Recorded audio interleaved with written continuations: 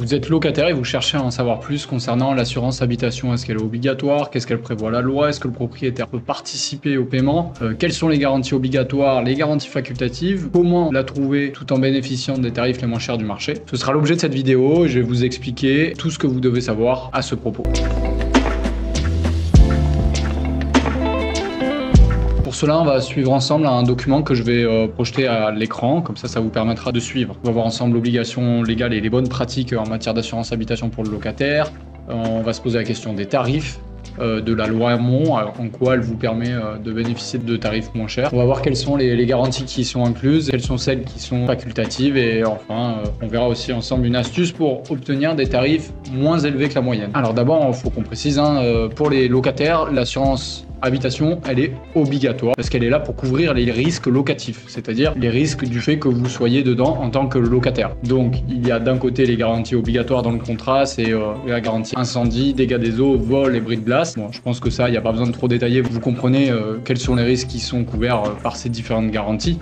Incendie, c'est quand il y a un incendie, tout simplement, dont la source est dans votre logement. Le dégât des eaux, ça c'est le cas où il y a une canalisation chez vous, par exemple, qui va exploser et ça va inonder tout l'appartement, abîmer les meubles, mais aussi parfois ça peut aller jusqu'aux voisins. Et je ferai une vidéo précisément sur ce sinistre. La garantie contre le vol, en cas de cambriolage, etc., pour obtenir le remboursement des objets qui ont été détériorés ou volés à l'intérieur de votre appartement ou maison. Et enfin, le bris de glace, dans le cas où il y a une vitre qui explose et qu'il faut la remplacer. Alors cette assurance, du coup, elle est 100% à la charge du locataire, même si le propriétaire peut en souscrire une en plus, mais ça c'est facultatif pour lui. Mais en tout cas, pour vous, c'est obligatoire et c'est à votre charge. Si jamais vous n'en avez pas une, le jour où vous prenez les clés du logement que vous allez louer, à ce moment-là, ce ne sera pas légal. Le propriétaire refusera de vous remettre les clés. Et si jamais vous donnez une fausse attestation, à ce moment-là, ça pourrait carrément être une infraction pénale avec des risques d'amende, voire d'emprisonnement. Donc il ne faut pas du tout rigoler avec l'assurance habitation, même si c'est une dépense en plus, mais vous le verrez tout à l'heure, on va voir comment la payer moins cher. Maintenant, la question, c'est de savoir qu'est-ce qu'elle couvre et qu'elle ne couvre pas. C'est ce qu'on a dit tout à l'heure. Elle couvre uniquement le logement loué.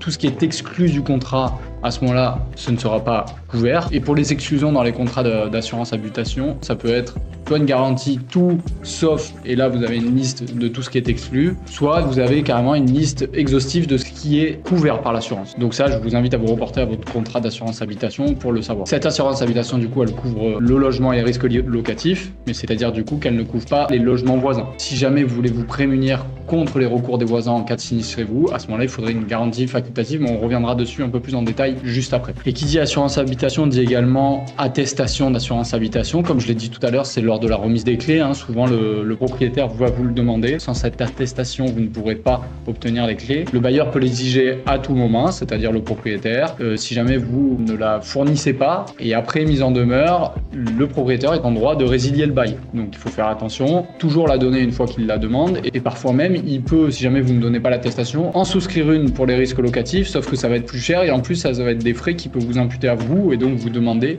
de payer l'assurance habitation qu'il a payée lui pour les risques locatifs et elle est bien plus chère que celle que vous pourriez avoir en la souscrivant vous-même. Donc vous avez deux risques, c'est la résiliation forcée du bail, soit il va vous demander de rembourser l'assurance habitation qu'il a dû contracter pour les risques locatifs et qui est bien plus cher. Et encore une fois, la fausse attestation est une fraude. On le rappelle. Une autre partie très intéressante concernant l'assurance habitation, c'est le coût moyen de la prime d'assurance. Alors ici, j'ai fait un petit tableau rapide avec des chiffres que j'ai pu trouver actuellement sur internet. Ils peuvent évoluer selon les années, selon les mois, selon les villes, selon les périodes, etc. Mais en tout cas, pour vous faire une idée, en gros, je vous ai fait le tarif annuel. Donc pour avoir le tarif mensuel, il suffit de diviser par 12.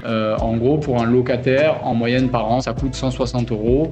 Quand c'est une location meublée, on est un petit peu en dessous, c'est du 145 €. Et quand vous êtes logé à titre gratuit, et donc vous n'êtes pas vraiment locataire, c'est 190 €. Mais aussi, il faut dire que ça peut varier par rapport à la ville. Donc, par exemple, à Paris et à Marseille, ça va être plus cher, par exemple, qu'à Nantes, à Rennes ou dans un petit village où il y a peu de sinistres, finalement. C'est assez logique. Et donc, ce coût moyen, il veut un peu rien dire si vous ne renseignez pas votre profil d'assuré. C'est-à-dire que chacun a un profil d'assuré selon la superficie du logement, etc. On verra tout à l'heure en détail les facteurs qui vont moduler les tarifs de votre assurance habitation. Donc, ce qui est intéressant à faire pour avoir de bons tarifs, c'est d'utiliser un comparateur en ligne. Alors, justement, c'est la slide suivante, moi-même je vous propose d'utiliser un comparateur gratuit qui est disponible sur mon site internet. C'est un comparateur d'un de mes partenaires, donc c'est un partenariat rémunéré pour être totalement transparent. Toutefois, moi-même je l'utilise, ce comparateur, chaque année, et ce qui est très pratique, c'est qu'en quelques clics, vous avez selon votre profil à vous, l'appartement que vous allez louer, la rue où vous habitez, etc.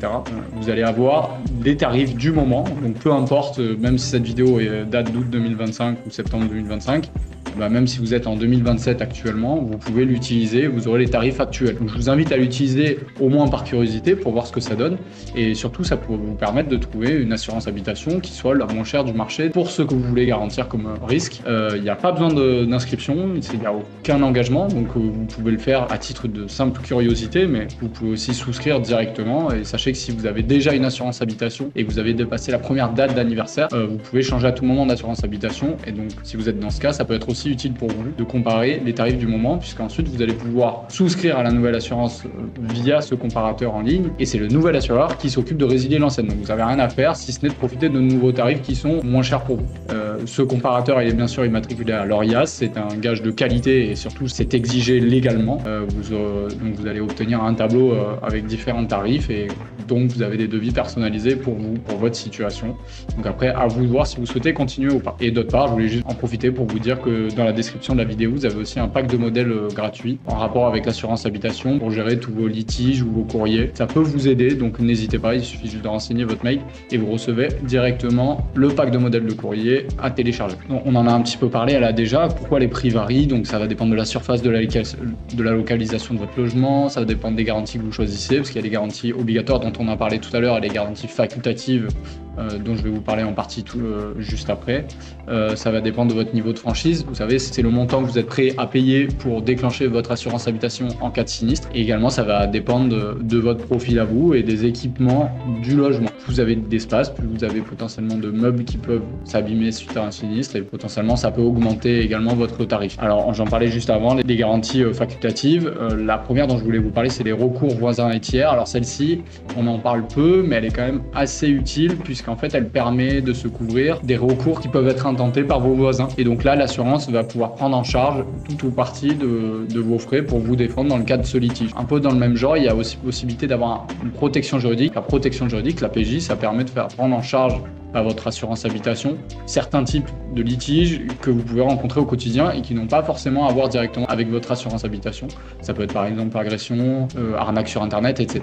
Ça permet de faire prendre en charge non seulement le sinistre lui-même, mais également les frais qu'il y a à faire, notamment si vous avez besoin d'un avocat. Parfois les protections juridiques prévoient une certaine enveloppe à vous allouer en cas de sinistre pour qu'un avocat vous représente dans le cadre de votre litige. Ça peut être très utile, c'est pas forcément très cher, entre 5 et 10 euros par mois. Donc parfois les assureurs habitation vous le proposent, à vous de voir si vous en avez besoin ou pas. Après, il peut y avoir une garantie pour les recherches de fuite. Si jamais vous avez eu un dégât des eaux, parfois les recherches de fuite, c'est pas pris en charge par la garantie obligatoire. Donc du coup, une garantie complémentaire vous permettrait d'avoir la prise en charge des frais de recherche de fuite. Ça peut s'avérer notamment quand c'est très complexe et qu'on veut par exemple prouver que l'origine de la fuite vient au-dessus de chez nous et pas de chez nous. Il y a aussi des garanties complémentaires comme l'assistance en cas de panne, de relogement, etc.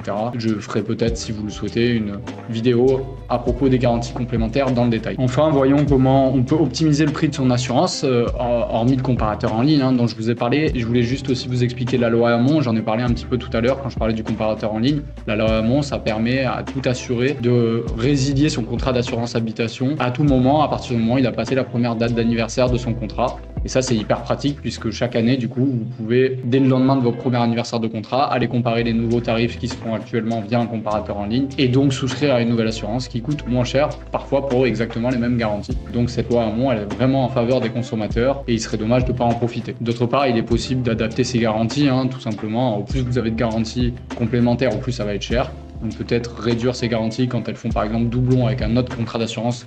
Pour ça, je vous laisse faire le point sur vos contrats d'assurance actuels, notamment auprès de votre banque. Par exemple, si vous avez déjà un contrat d'assurance responsabilité civile auprès de votre banque et qu'avec l'assurance habitation aussi vous l'avez, choisissez un des deux contrats au lieu d'en avoir deux qui couvrent exactement les mêmes risques. Vous pouvez aussi moduler les franchises, donc on en a parlé tout à l'heure de la franchise. Au plus vous allez la payer cher cette franchise, au moins le tarif de l'assurance habitation sera élevé. Donc vous pouvez réduire la part de cette franchise pour déclencher l'assurance habitation. Mais par contre, il va falloir accepter accepter de payer un petit peu plus cher. Vous pouvez aussi sécuriser votre logement, forcément, par exemple sur la garantie contre le vol, cambriolage. Si jamais vous sécurisez votre logement via des caméras, alarmes, etc., l'assurance habitation le prend en compte et à ce moment-là, les tarifs de votre assurance habitation peuvent baisser mensuellement. Voilà, j'ai fait à peu près le tour de la question. Si jamais vous avez d'autres questions, vous n'hésitez pas. Je vous remercie d'avoir regardé la vidéo. Vous pouvez la liker si ça va vous aider rien qu'un petit peu. Moi, ça me permet de faire connaître au maximum de personnes mes vidéos. Abonnez-vous pour ne rien manquer et surtout que je traite pas seulement du droit des assurances, mais je traite aussi des litiges, d'autres types de problèmes juridiques. Par exemple, j'ai une série de vidéos sur la plainte et la plainte, ça peut concerner tout le monde. Vous n'êtes pas à l'abri demain de devoir déposer plainte, donc ça peut être intéressant d'avoir ces informations et en sachant que cette chaîne va se développer, donc il y aura de plus en plus de vidéos, de plus en plus de thématiques et potentiellement des renseignements qui seront très utiles à l'avenir. Je vous rappelle le comparateur gratuit en description, n'hésitez pas, il n'y a pas d'engagement, je vous le rappelle, et également le pack de modèles gratuit que j'ai rédigé et que vous pouvez obtenir contre votre mail. Et encore une fois, n'hésitez pas à me poser vos questions en commentaire de cette vidéo. Merci.